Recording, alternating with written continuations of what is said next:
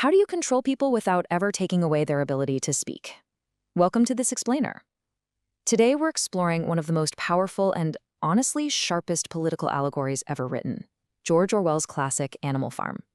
Now, on the surface, this might just look like a simple, kind of quirky fable about some farm animals taking over a farm, but trust me, it is so much more than that.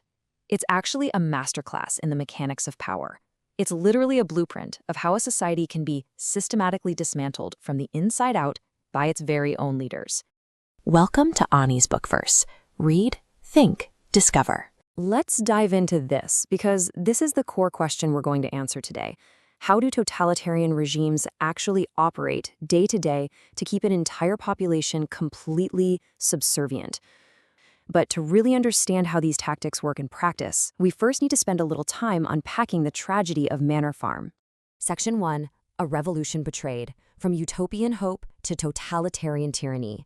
Let's start with a summary of this incredible story, taking our time to trace the journey from an uprising built on pure utopian ideals to one that completely collapses into absolute tyranny. Our story begins on a piece of land in the English countryside owned by a guy named Mr. Jones. Now, Jones is incompetent, careless, and often drunk. He basically represents the old, ineffective ruling class. Under his rule, the animals live in absolute misery. I mean, they are enslaved, starved, and worked to the bone strictly for his benefit. But one night, an elderly, highly respected boar named Old Major gathers all the animals in the barn and plants the seeds of rebellion. He shares this beautiful, sweeping vision of a world without human oppressors, a world where animals actually own the fruits of their own labor and live together in perfect, equal harmony. Now, what's really interesting about this slide is how Orwell brilliantly mapped his farm animals directly onto the key figures and factions of the Russian Revolution. Old Major represents the revolutionary idealism of Karl Marx and Vladimir Lenin.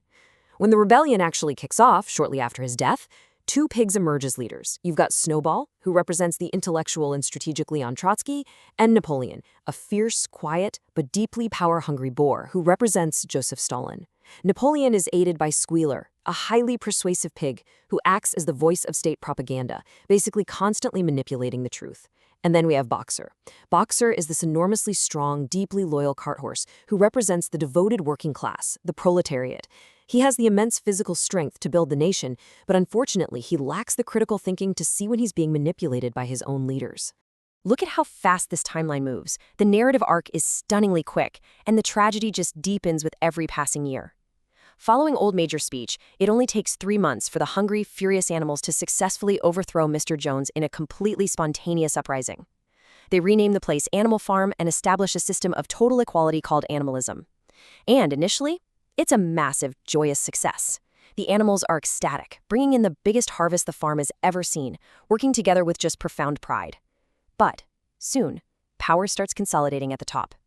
Napoleon uses a secretly raised police force of vicious dogs to violently chase Snowball off the farm.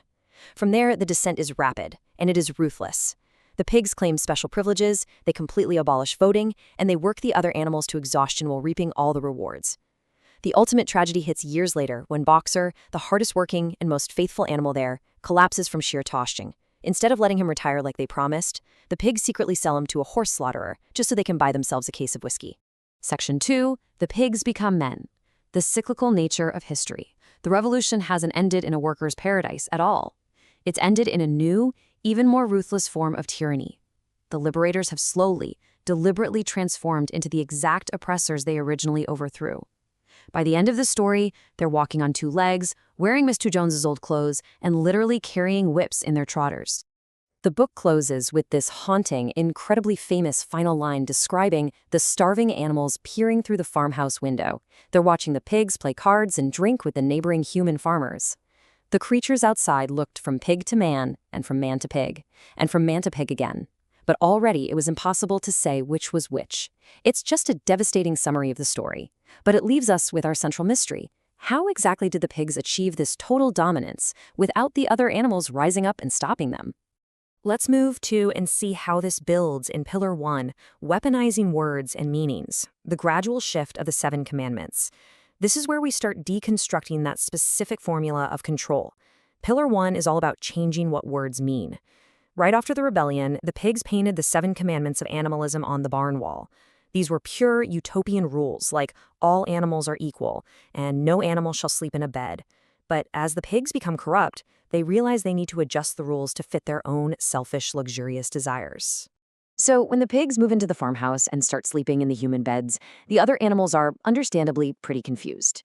They remember a very clear rule against this. But when they go to check the barn wall, the commandment has been secretly altered in the middle of the night. It now reads, "No animal shall sleep in a bed with sheets." Squealer completely gaslights the uneducated public. He convinces them that they simply remembered it wrong the whole time, and that a bed is really just a place to sleep. The sheets, well, those were the real human invention. We see this exact same tactic again when the pigs discover whiskey in the cellar. The original commandment, "No animal shall drink alcohol," is quietly updated to "No animal shall drink alcohol to excess." By adding just two simple words, the ruling class legally permits its own corruption. You see, they don't tear down the Constitution, they just slowly, methodically edit its meaning until the words bend completely to their will.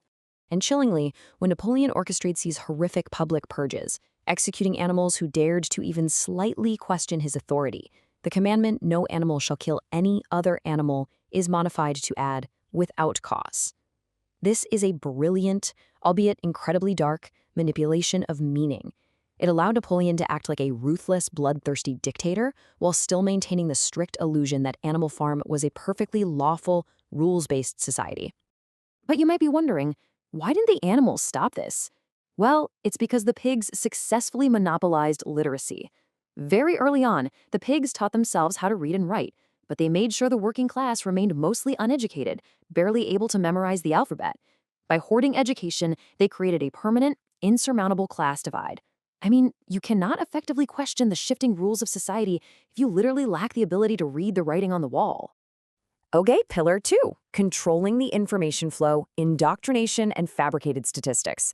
This perfectly transitions us to our next pillar of control, ensuring the population only hears, sees, and learns exactly what the regime wants them to. Controlling the flow of information is absolutely vital for any dictator trying to maintain a firm grip on reality. Napoleon figures this out immediately. While Snowball wastes time trying to organize adult animal committees to debate policy, Napoleon takes a far more calculated route. When 9 strong puppies are born, he just takes them from their mothers, isolates them in a secluded loft, and completely brainwashes them. He skips educating the adults entirely in favor of indoctrinating the youth to act as his private, violent enforcers. He controls all the information they receive from birth, molding them into unquestioning weapons of the state. But controlling information also means controlling the narrative of success. As the farm begins to drastically fail under Napoleon's terrible management, the animals are freezing, starving, working these grueling 60-hour weeks. Yet, Squealer routinely stands before them and reads fabricated statistics from long sheets of paper, claiming that food production is actually up by hundreds of %. When all information flows strictly through the state can boldly tell a starving population that they have literally never been more full, and no one has the data to prove otherwise. And this brilliantly illustrates how the pigs justified hoarding resources. Early in the story, the pigs take all the milk and apples for themselves, leaving none for the workers. Squealer explains this by weaponizing pseudoscience and intellectual superiority. He claims that science, with a capital S, proves that pigs, as the brain workers of the farm, physically need these specific nutrients to survive. And if they fail, Mr. Jones will return. By controlling the strict bounds of what is considered acceptable science, they completely shut down all debate. Pillar 3, manipulating truth and belief. Manufactured enemies and thought-terminating cliches. To truly solidify totalitarian rule, you have to manipulate the population's core beliefs. You have to strip away their psychological ability to think critically. One of the most historically effective ways to do this is by manufacturing an invisible enemy. When a massive, violent storm destroys the windmill the animals worked so hard to build, Napoleon immediately blames it on the exiled Snowball. He claims Snowball sneaked in at night to maliciously sabotage them. From that day on, Snowball becomes the official scapegoat for every single misfortune on the farm. Creating a constant, unseen threat unites the population in shared fear and perfectly deflects all blame away from the leadership's own massive failures. Furthermore, Squealer constantly uses the trauma of the past as a psychological weapon. Whenever the animals softly complain about their current misery, the lack of food, the broken rules, the brutal executions, Squealer simply asks, "Surely, comrades, you do not want Jones back." It's the ultimate rhetorical trick. He forces this false choice on them, using the raw terror of their history to immediately shut down any valid complaints about the terrible injustices happening right in front of them. The pigs also manipulate belief by entirely destroying the space for debate. They teach the uneducated sheep a very simple slogan. Originally, it was 4 legs good, 2 legs bad, which later brilliantly morphs into 4 legs good, 2 legs better when the pigs literally start walking on their hind legs. So the crucial point is how this all culminates when we look at the final, singular commandment left on the barn wall at the very end of the novel. All animals are equal, but some animals are more equal than others. This impossible paradox completely shatters the very definition of equality, while still darkly pretending to uphold it. It is the ultimate manipulation of belief. So to finally answer our opening question, how do you control people without ever taking away their ability to speak? Well, you follow the totalitarian formula. First, you slowly change what words mean so the rules benefit only you. Second, you strictly control the flow of information, monopolizing education and fabricating statistics so the public literally can't tell truth from fiction. And third, you manipulate belief through fear, manufactured enemies, and thought-terminating slogans. I want to leave you with a final, provocative thought. Orwell didn't write this just to tell a clever story about pigs and horses. He wrote it to give us a defense mechanism. So I challenge you, look around at your daily news, your social media feeds, your broader political landscape. Where do you see these 3 tactics being used to control populations in our modern world today? Keep your eyes open and never stop questioning the writing on the wall. Thanks for joining me for this explainer, and keep learning. If this story made you think, like, and subscribe. Tell me what we should explore next. Until then, read, think, discover.